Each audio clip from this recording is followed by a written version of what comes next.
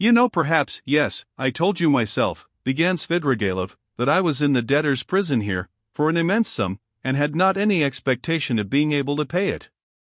There's no need to go into particulars how Marfa Petrovna bought me out. Do you know to what a point of insanity a woman can sometimes love? She was an honest woman, and very sensible, although completely uneducated. Would you believe that this honest and jealous woman, after many scenes of hysterics and reproaches, condescended to enter into a kind of contract with me which she kept throughout our married life?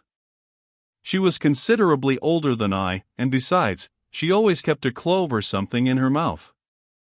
There was so much swinishness in my soul and honesty too, of a sort, as to tell her straight out that I couldn't be absolutely faithful to her.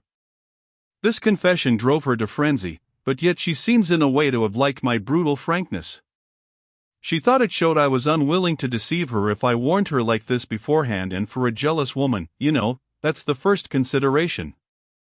After many tears an unwritten contract was drawn up between us, first, that I would never leave Marfa Petrovna and would always be her husband, secondly, that I would never absent myself without her permission, thirdly, that I would never set up a permanent mistress, fourthly, in return for this, Marfa Petrovna gave me a free hand with the maidservants, but only with her secret knowledge, fifthly, God forbid my falling in love with a woman of our class, sixthly, in case I, which God forbid, should be visited by a great serious passion, I was bound to reveal it to Marfa Petrovna.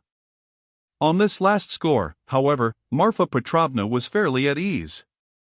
She was a sensible woman, and so she could not help looking upon me as a dissolute profligate incapable of real love.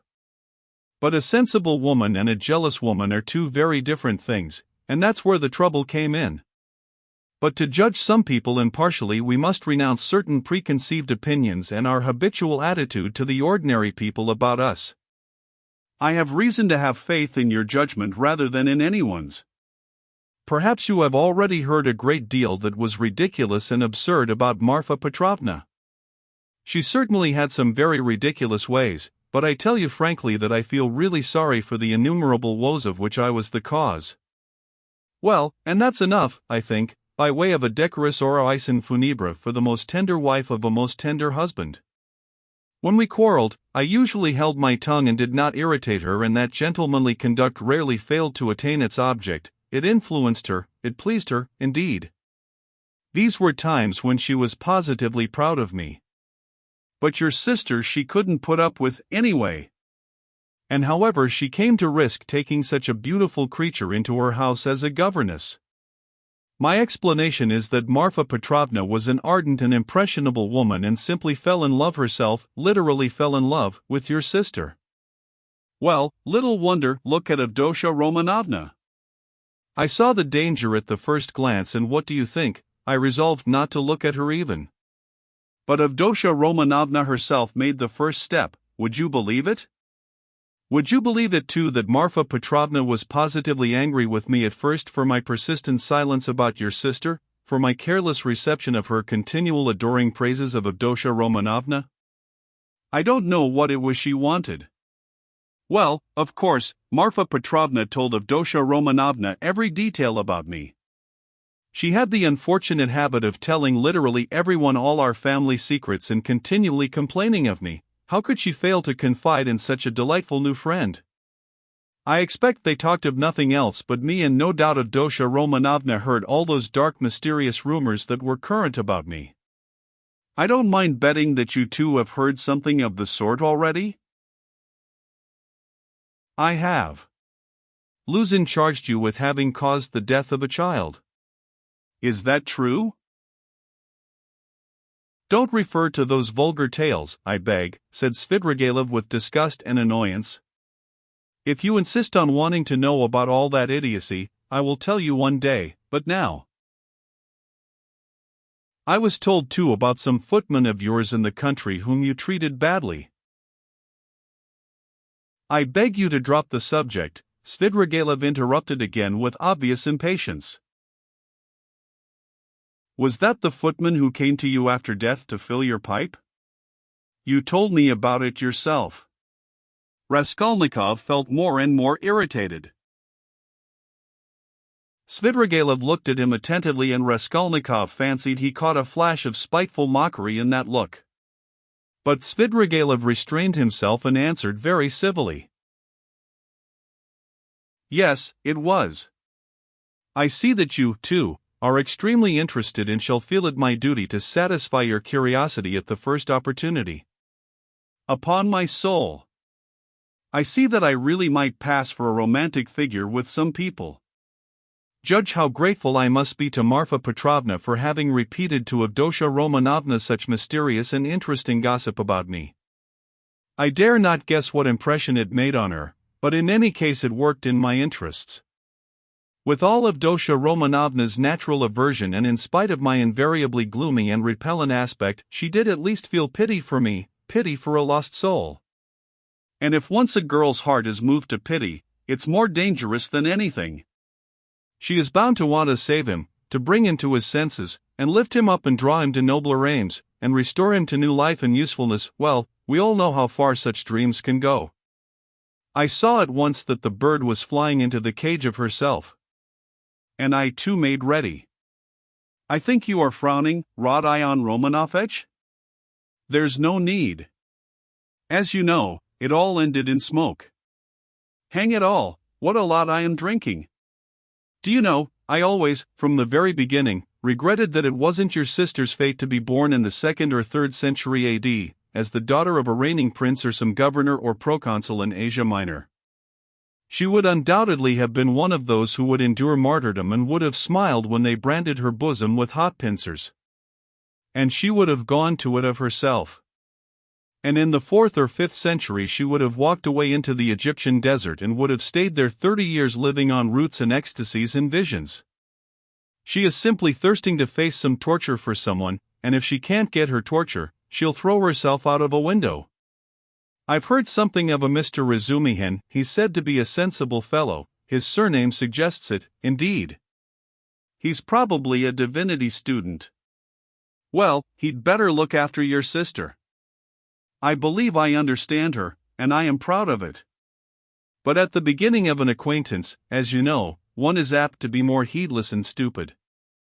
One doesn't see clearly. Hang it all, why is she so handsome? It's not my fault. In fact, it began on my side with a most irresistible physical desire. Avdotya Romanovna is awfully chaste, incredibly and phenomenally so. Take note, I tell you this about your sister as a fact. She is almost morbidly chaste, in spite of her broad intelligence, and it will stand in her way. There happened to be a girl in the house then, Parasha, a black-eyed wench, whom I had never seen before. She had just come from another village, very pretty, but incredibly stupid. She burst into tears, wailed so that she could be heard all over the place and caused scandal. One day after dinner Avdotya Romanovna followed me into an avenue in the garden and with flashing eyes insisted on my leaving poor Parasha alone. It was almost our first conversation by ourselves.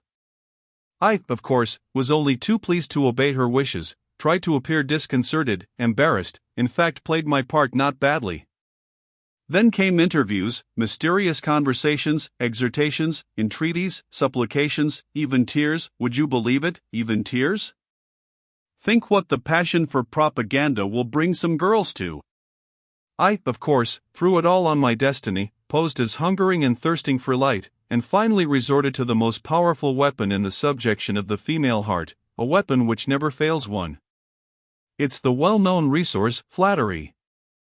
Nothing in the world is harder than speaking the truth and nothing easier than flattery.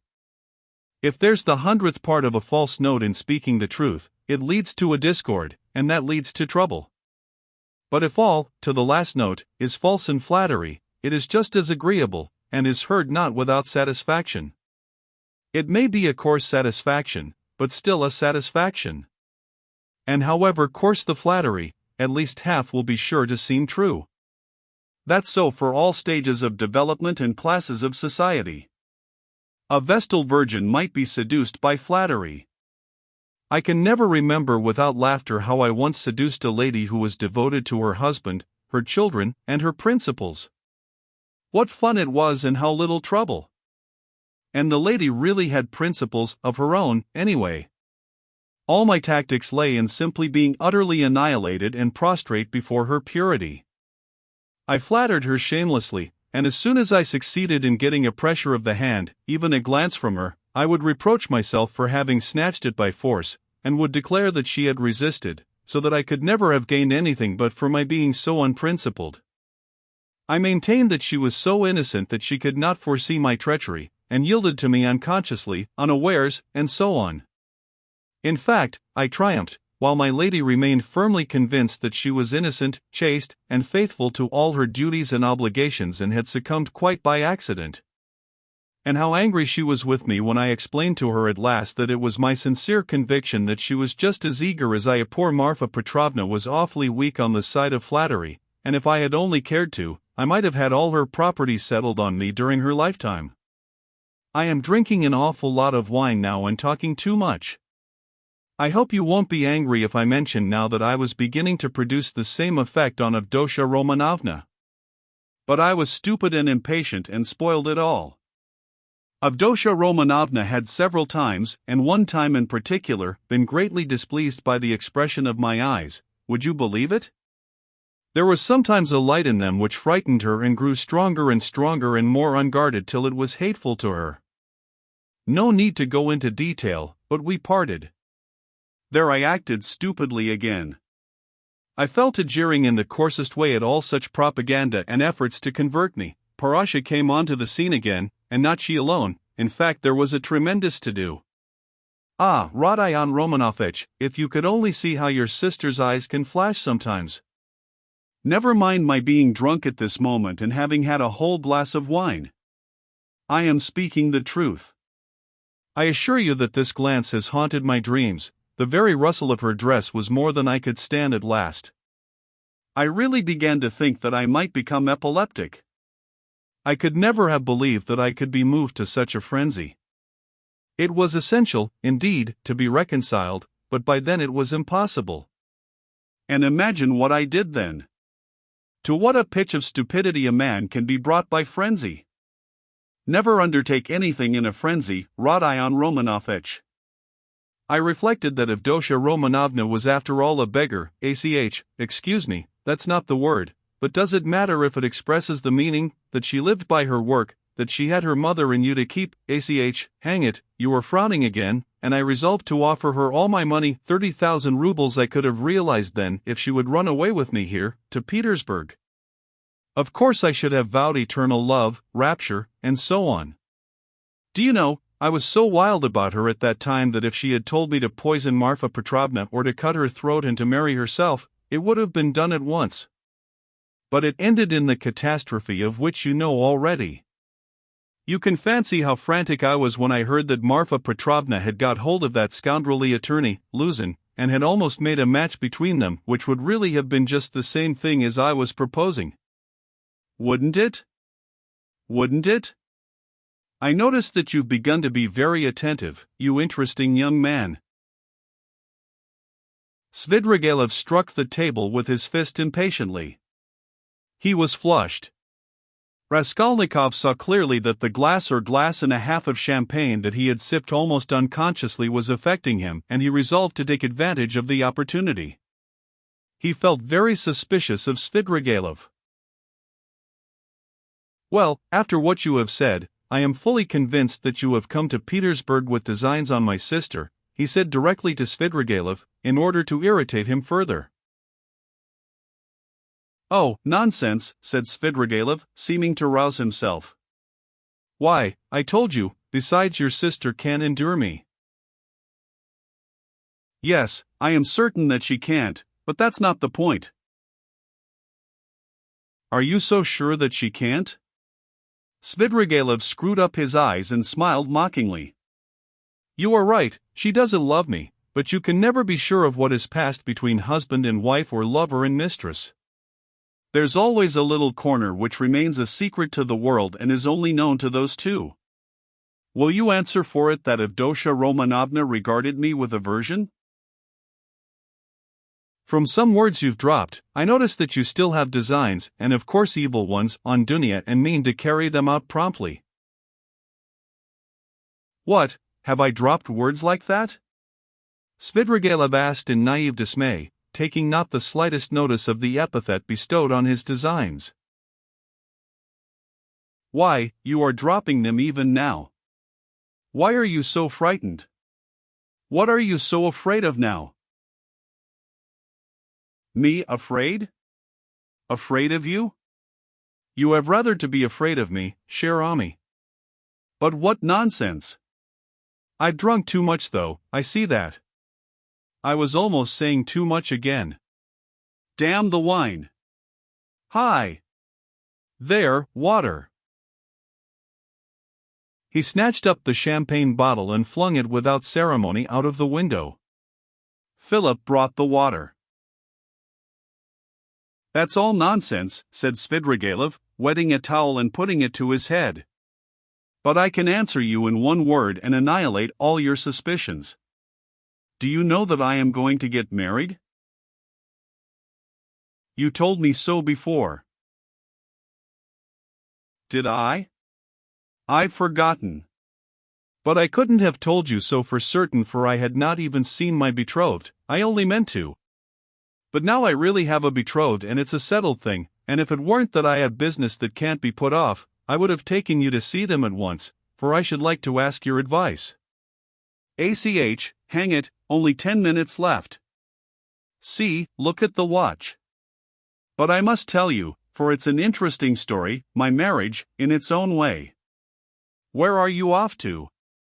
Going again? No, I'm not going away now. Not at all? We shall see.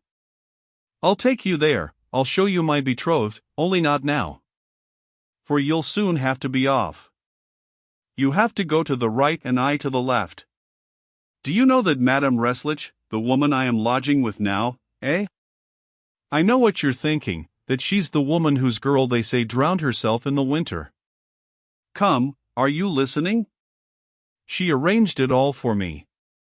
You're bored, she said, you want something to fill up your time. For, you know, I am a gloomy, depressed person. Do you think I'm light-hearted? No, I'm gloomy. I do no harm, but sit in a corner without speaking a word for 3 days at a time. And that Reslich is a sly hussy, I tell you.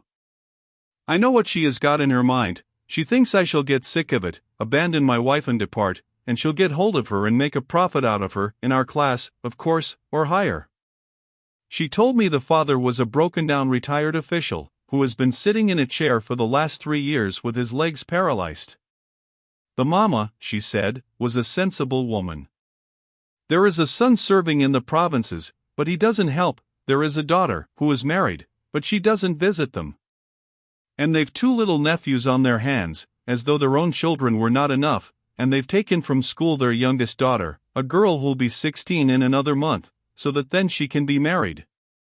She was for me. We went there.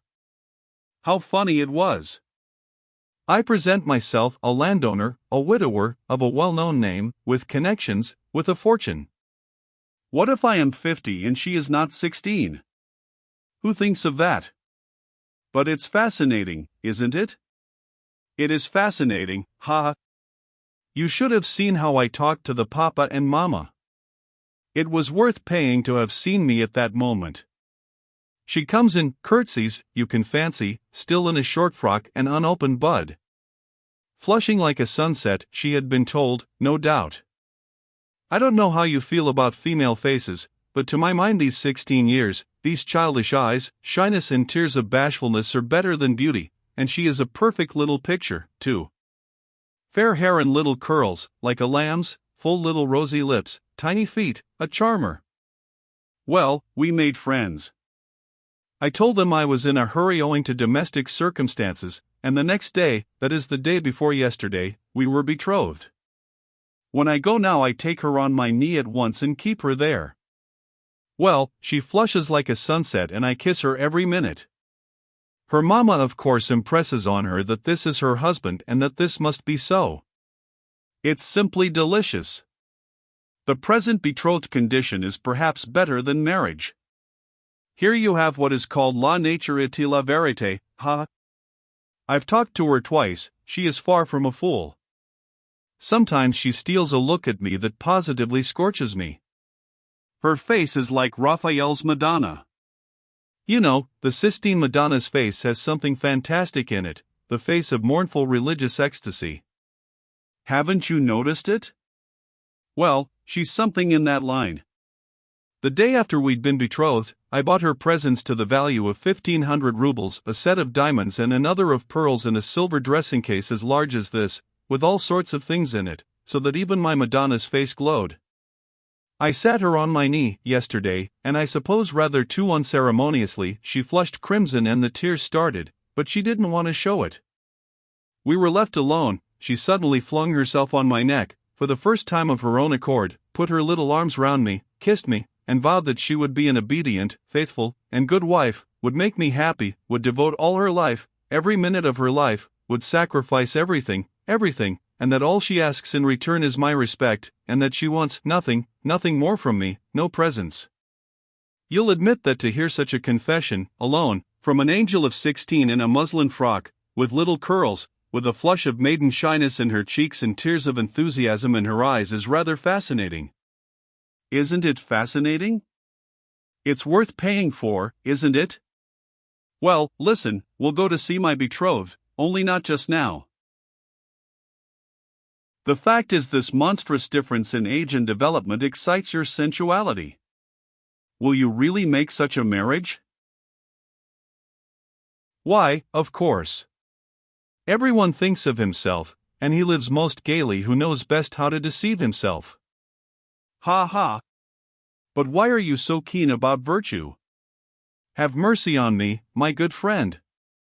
I am a sinful man. Ha ha ha! But you have provided for the children of Katerina Ivanovna. Though you had your own reasons. I understand it all now. I am always fond of children, very fond of them, laughed Svidrigailov. I can tell you one curious instance of it. The first day I came here I visited various haunts. After 7 years I simply rushed at them. You probably noticed that I am not in a hurry to renew acquaintance with my old friends. I shall do without them as long as I can. Do you know, when I was with Marfa Petrovna in the country, I was haunted by the thought of these places where anyone who knows his way about can find a great deal. Yes, upon my soul.